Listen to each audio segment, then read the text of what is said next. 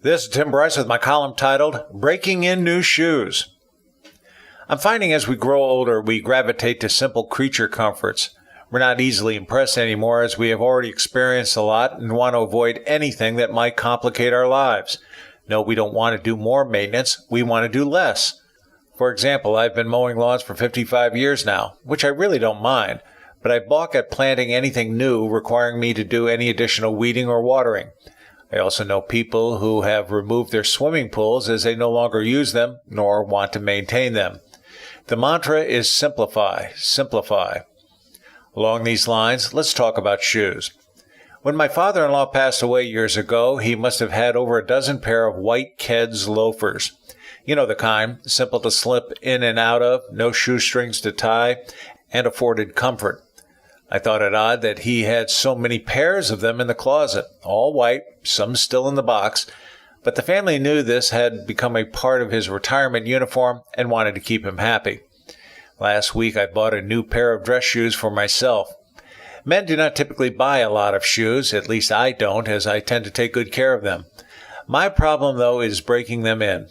Ever since I was a lad, I would develop water blisters on my heels when I got a new pair of shoes, and it was likely caused by the stiffness of the new shoes. This is why I dreaded the approach of Easter, as it meant my mother would be buying me new shoes for church. I remember developing a walk like the Frankenstein monster to minimize bending my feet and rubbing the painful blisters. I developed a similar problem when I played football and bought new shoes at the beginning of each season.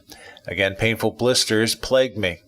Even though I tried to cover them with an assortment of bandages and gauze, it still took time for me to break in the shoes. As an aside, I remember one time when I accidentally rubbed some alcohol-based balm used to relieve muscle soreness on an open blister, resulting in me shooting out of my chair with a deafening war whoop. I'm sure it was rather funny to my teammates, but it was extremely painful. Very painful. Because of this background, you can understand why I'm sensitive to breaking in new shoes. In the latest chapter, my new shoes fit properly, but it was a little snug over the arches of the foot. Although my feet were comfortable in the morning, by the end of the day, they were in extreme pain. Realizing I had to somehow stretch them out, I inserted some old shoe trees into the shoes to expand them. It took about a week for them to properly loosen up and are now quite comfortable, even though they turned me into a crab for several days. I also needed a new pair of knockaround shoes for the weekend. Remembering my father-in-law, I found myself looking for a pair of simple loafers that offered comfort.